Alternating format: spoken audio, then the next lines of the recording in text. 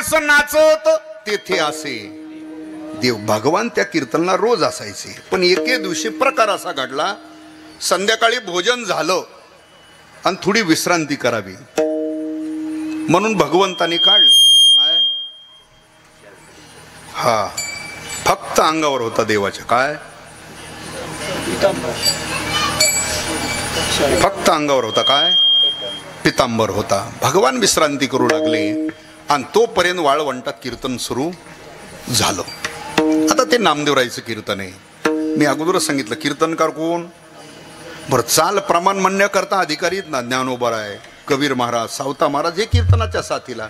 बरं, श्रोते सामान्य नाही. निवृत्तीनाथासारखे, गोरोबा काका, सोपान काका, जनाबाई, मुक्ताबाई यांचा अधिकार सामान्य नव्हता. किती अधिकार होता बघा तुम्ही.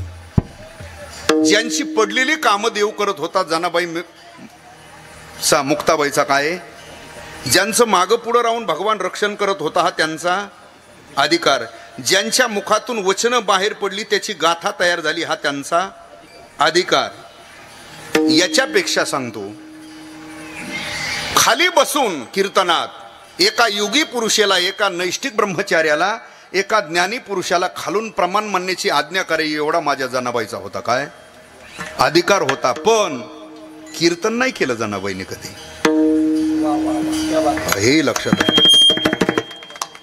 खाली बसून ज्ञानोबरायसारख्या एका योगी पुरुषाला प्रमाण म्हणण्याची आज्ञा करत होती. जनी म्हणे ज्ञानदेवा बोला अभंग, जनी म्हणे ज्ञानदेवा बोला अभंग, ज्ञानदेवा बोला अभंग, जनी म्हणे ज्ञानदेवा बोला अभंग, जनी म्हणे ज्ञानदेवा बोला भंग.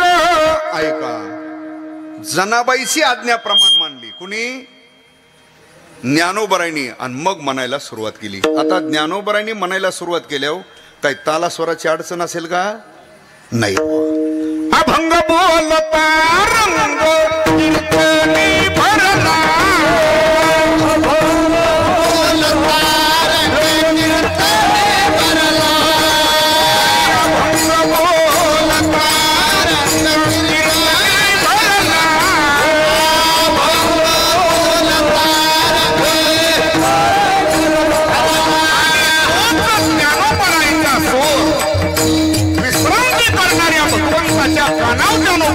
स्वर गेला.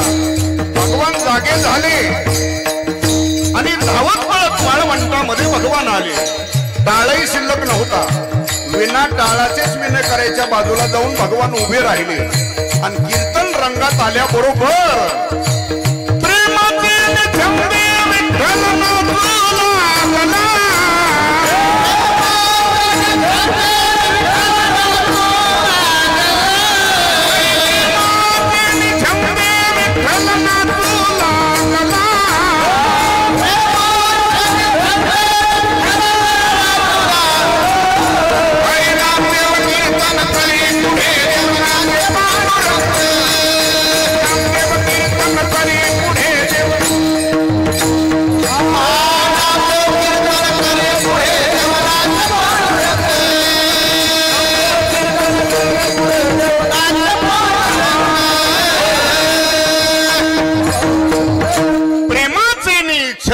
विठ्ठल नाचू.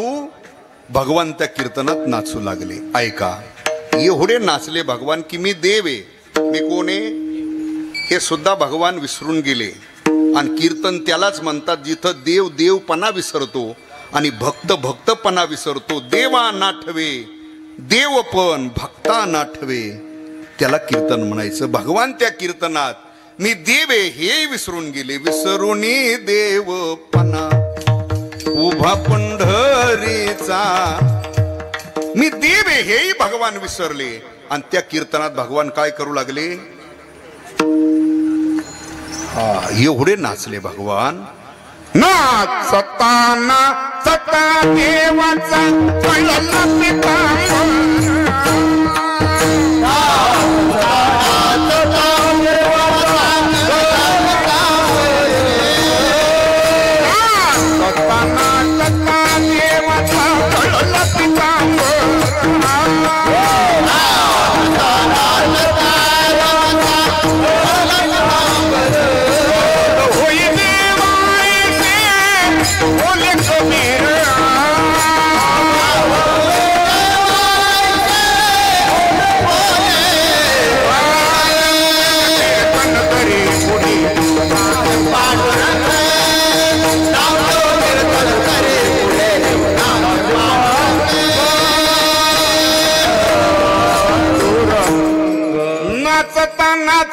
देवाचा ऐका नाचता नाचता कीर्तनात स्वतःचा पितांबर गळाला याचंही ज्याला भान राहिलं नाही मी देव आहे हेही भगवान जिथं विसरून गेले. हा भगवान नाचतात पितांबर हे कबीर महाराजाच्या लक्षात आलं. कबीर महाराज ओरडले भगवान सावध होई देवा ऐसे बोले कबीर. तरी भगवान सावध होत नाही नाचतात म्हणून साधू या संतांनी देवासी धरले मनगटी. काय झाले म्हणून दचकले नामदेव कीर्तन करी पुढे देव नाचे. ऐका नाचता नाचता स्वतःचा पितांबर गळाला याचंही ज्याला भान राहिलं नाही मी देव आहे हेही भगवान जिथं विसरून गेले. एवढं देवाला आवडतं बुवा कीर्तन. एवढं देवाला आवडतं काय कीर्तन. एवढं देवाला आवडतं.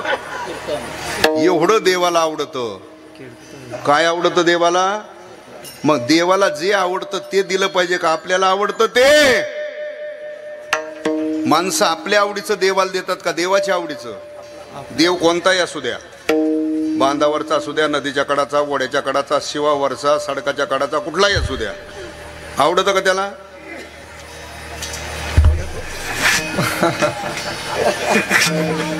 नाही आवडत. कुठलाही देव असला त्या देवाला त्याची पूजा आवडेल त्याचं गुणगान केलेलं आवडेल त्याचं नामचिंतन केलेलं आवडेल. पण माणसं आपल्या आवडीचं देवाला देतात का देवाच्या आवडीचं. मग देवाला काय आवडतं. आवडे देवासी तो एका प्रकार नामाचा उच्चार रात्र दिवस. तुळशीमाळ गळा हृदय कळवळा आषाढी कार्तिकी पंढरीची हे देवाच्या आवडीचा नाथाने विषय सांगितला. ऐका मी नाचता नाचता स्वतःचा पितांबर गळाला याचंही भान नाही मी देव आहे हेही विसरून गेले. एवढे भगवान नाचले त्या कीर्तनात. एवढं देवाला आवडतं काय. एवढं देवाला आवडतं काय कीर्तन. एवढं देवाला आवडतं. मग महाराज म्हणतात जे देवाला आवडतं तेच द्या ना देवाला. काय आवडतं देवाला. कीर्तनाची गोडी कीर्तनाची गोडी कीर्तनाची गोडी कीर्तनाची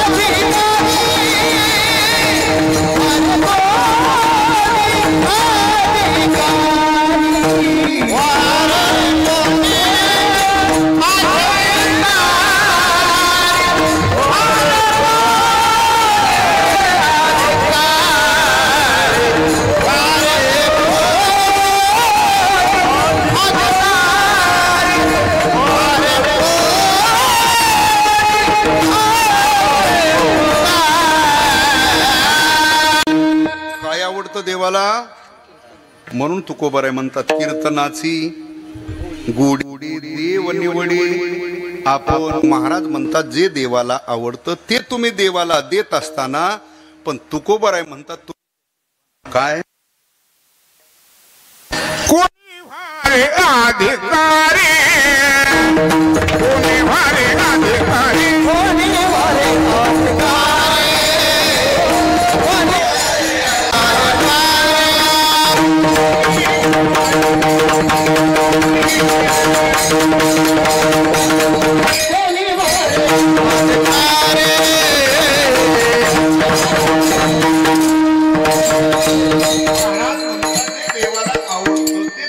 देवाला देत असताना तुम्ही त्याचे बना पण अगोदर काय अधिकारी. पण महाराज जर देवाला भजन आवडतं, भक्ती आवडती, नामस्मरण आवडतं, गुणगान आवडतं, आता नामस्मरण भजन भक्ती करण्याकरता तर काही अधिकारी सांगितलेला नाही. आणि तुम्ही तर म्हणतात कोणी व्हारे अधिकारी म्हणणारे तुकोबर आहे तुम्ही. आणि पुन्हा तुम्ही लोकांना तर इकडे वर हात करून म्हणता सकळाशी येथे कलियुगी उद्धार हरीच्या हे म्हणणारे महाराज तुम्ही. सकळाशी येथे आहे अधिकार आणि तुम्हीच म्हणता कोणी व्हारे. इकडे तर तुम्ही लोकांना वर हात करून म्हणता यारे यारे लहान थोर.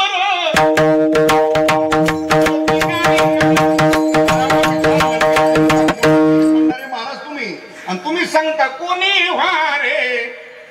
मग याचा संबंध कसा आहे? तर याचा संबंध असा आहे, अधिकार नसतानाही भजन केलं, भक्ती केली, नामस्मरण केलं, निष्फल होणार नाही, पुण्य प्राप्त होईल. पुण्याच्या बळावर तुम्ही देवापर्यंत जाल, पण तुमची जीवदशा संपणार नाही. ही तुकोबारायला पुढे अडचण दिसत होती, म्हणून तुकोबारायला म्हणावं लागलं कोणी व्हारे. एक लक्षात ठेवा, अधिकार नसताना साधना करणं याचं फल वेगळं आणि अधिकार प्राप्त होऊन साधना करणं त्याचं फल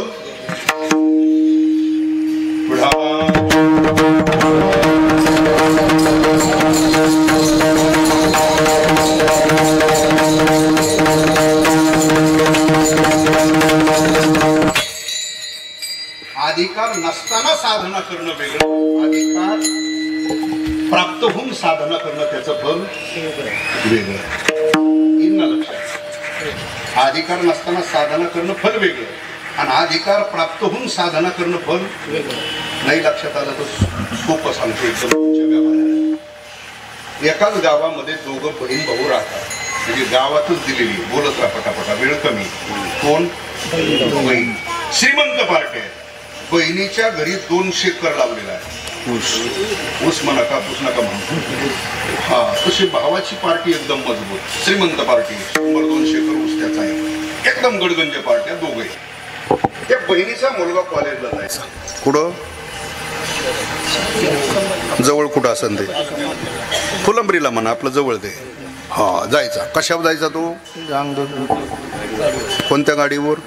हा, कारण 200 एकर ऊसावाल्याचं पोरग चार्जिंगची पुटी घेऊन असं जाणार नाही.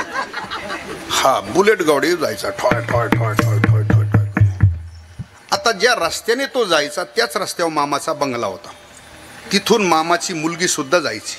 पुढं आता मामाची मुलगी, तिला न्यायला काय अडचण? मामाची मुलगी न्यायला अडचण कॉलेजचं म्हणतोय मी. हा, ते वेगळं हसायला लागला तो, म्हणून म्हटलं. कधी कधी घेऊन जायचा तो, तिला साधन नसलं, लिहून घालाय नसले किंवा गाडी नसली तर घेऊन जायचा.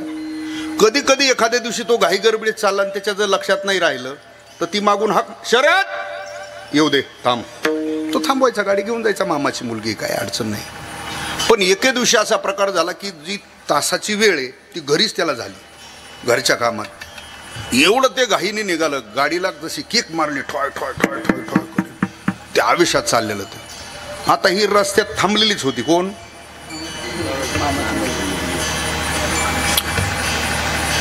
ह्याच्या लक्षातच राहिलं नाही. तिने हाक मारली, शरद, अरे येऊ दे ना. त्याने काही त्या आवाजात ऐकलं, ती मोठ्याने ओरडली, शर्या. मग त्याने गाडी थांबवली, पुढं घेऊन गेला. आता मला पुढचं नाही सांगायचं, मला एवढं सांगायचं. तुम्हाला पुढचं ऐकायची आता ओढ लागली ना, मला सांगायचं नाही. माझा मुद्दाच इथपर्यंत ऐका. एके दिवशी ते बहीण भाऊ एकत्र आले. म्हणजे कोण? मुलाची आई आणि मुलीचे वडील. दुपारी सहज भेट झाली, एकत्र आले. आणि त्यावेळेला त्या बहिणीने सांगितलं भावाला की माझ्या मुलाचं शेवटचं वर्ष आहे, आमचं घरचं एवढं व्याप आहे, पुढं काही शिकवायचं नाही, सर्व्हिसची काही गरज नाही. आणि आम्ही म्हणतोय आता शेवटचं वर्ष आहे ग्रॅज्युएशनचं, एवढं वर्ष आता त्याचं झालं म्हणजे उन्हाळ्यात त्याचं, हा, असं मत आहे आमचं. त्यावेळेला त्या भावाने सांगितलं, बाई माझ्या मुलीचं आता 12वीचं वर्ष आहे, आम्हालाही काही पुढं शिकवायचं नाही, आम्ही म्हणतोय आता 12वी नंतर तिचं. हा, ऐका. पण त्या भावाने सांगितलं आमच्या पूर्ण फॅमिलीची इच्छा आहे की एवढी मुलगी तुझ्या मुलाला, ऐका ते भावाने मत मांडलं. त्यावेळेला त्या बहिणीने सांगितलं, जर दादा तुझ्या परिवाराची इच्छा असेल तर तुझ्या मुलीला मी नाही म्हणू शकत, माझा मुलगा नाही म्हणणार नाही आणि आमच्या परिवारातलं कोणी नाही म्हणणार, तुम्ही देत असाल तर आम्ही करायला तयार आहेत. ऐका बोलता बोलता ती सुईरीक जमली. मी नव्हतो त्याच्यात पण ती सुईरीक जमली. हा ऐका तारीख सुद्धा धरली, लग्न सुद्धा झालं. कीर्तनातलं ते ऐका. आता देव ब्राह्मण अग्नी यांच्या साक्षीने, जनता जनार्दनाच्या साक्षीने विधियुक्त शास्त्र पद्धतीने तो विवाह झाला. विवाह झाला, ती सप्तपदी झाली. तो होम करतात ना त्याला, ते फेरे मारतात. किती 5 का 7? तुमच्या टायमाला 5 होते काय? 7च असतात, 5 नसतात. हा काही सारले झालेलं आहे ना तुमचं पण. हा मग काय ठीक आहे. विठाला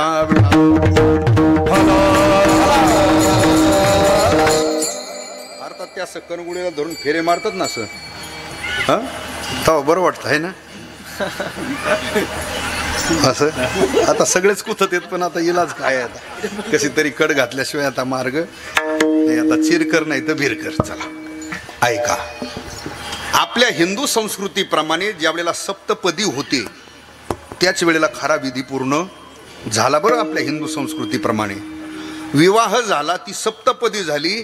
आणि पूर्वीचं सांगतोय मी, सप्तपदी झाल्यानंतर ब्राह्मण काका सांगायची त्या मुलीला, बाळ घे बाई, आता घे बाई.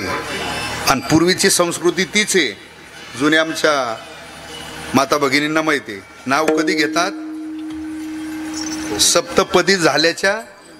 आता हे जमल्यापासून नावाने हाक मारतात, हे आता सांगणं बरं वाटत. पूर्वीचा काल होता.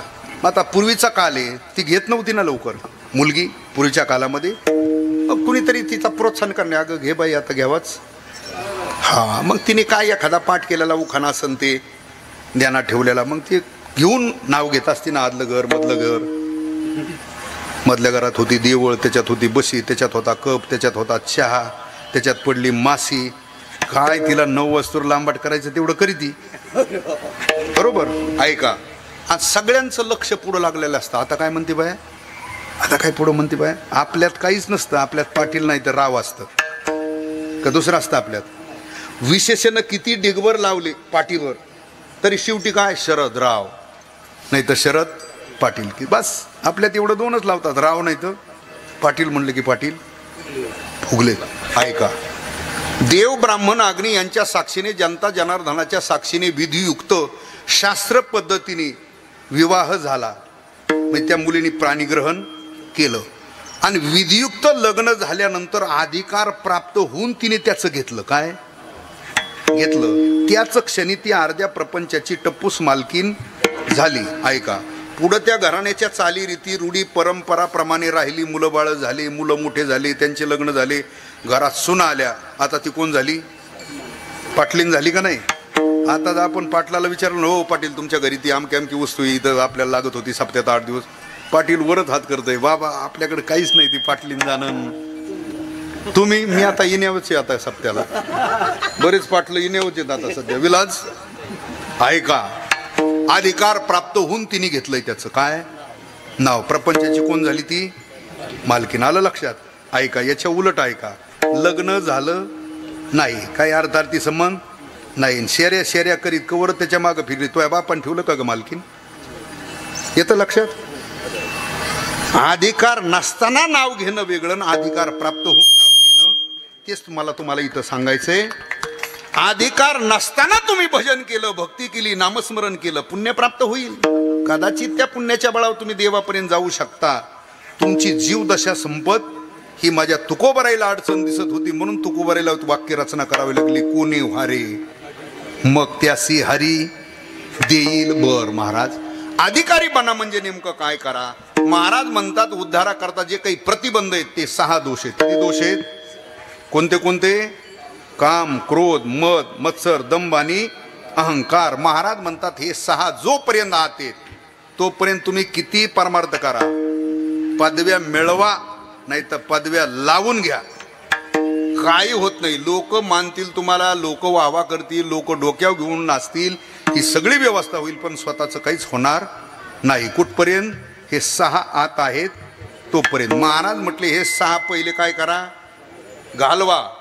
पण महाराज आतापर्यंत हे 6 अनेकाने घालवण्याचा प्रयत्न केला, हे सहज जाणारे नाहीत. बघा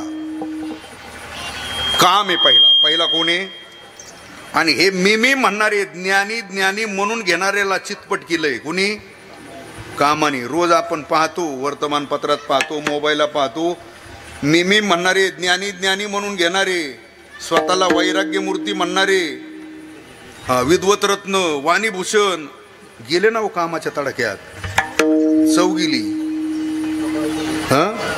सामान्य नाही काम, मज कामाचे नि घाये, ब्रह्मा कन्येशी धरूप आहे, पराशरे केले काय भोगिली देवा. हे सामान्य नाहीत बुवा, काम सामान्य नाही. विश्वामित्रासारख्याला 3 घालवायला वर्ष लागलेत 60,000. काम, क्रोध आणि लोभ हे 3 घालवायला वर्ष किती लागलेत, 60,000.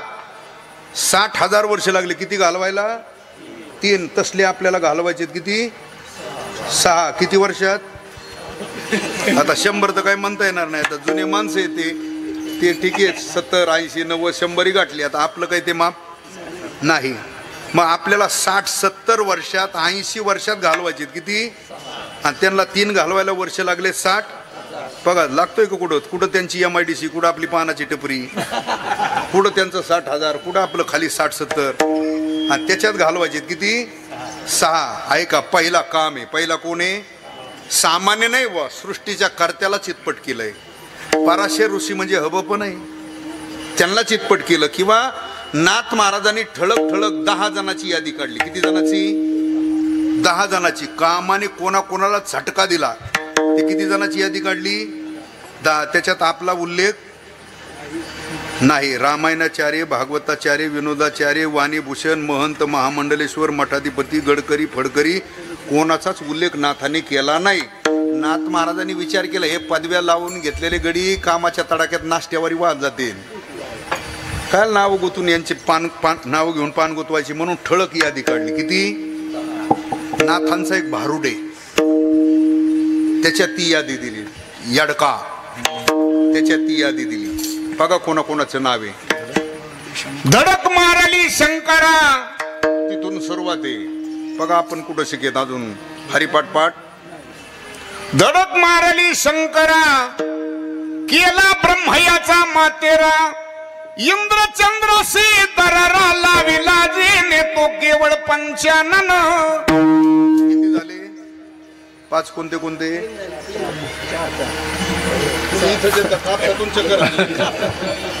4 झाले ना. भगवान शंकर, ब्रह्मदेव, इंद्र आणि चंद्र कापसात गेले ते काय इथं येत ना. चला किती झाले, आता पुढचे तरी ऐका.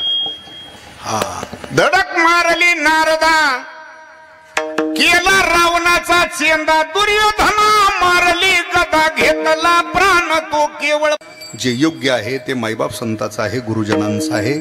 उपस्थित सर्व गुणीजन, गायक, वादक, कीर्तनकार, प्रवचनकार, ज्येष्ठ श्रेष्ठ वयोवृद्ध सर्वांच्या उपस्थितीत झालेली सेवा भगवंताच्या, ज्ञानोबाई तुकोबराईच्या, नाथांच्या, ज्यांचं हे 190वे पुण्यतिथी आपण करतोय, ते श्री संत आपणा सर्वांचं श्रद्धास्थान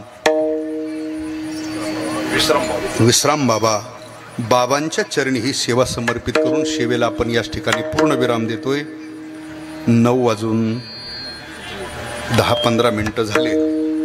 कसं आहे, ठीक आहे, 9ला संपलं पाहिजे, पुढे बहुत करणे आहे. पण घरी एखाद्या दिवशी उशिरा झालं तर गप्प बसतातच ना. नाही घरीच लेट झाला स्वयंपाक तर मग इथंच काय एवढं 9लाच बसलं पाहिजे पंक्तीला, नाही तर काय असं काही नाही.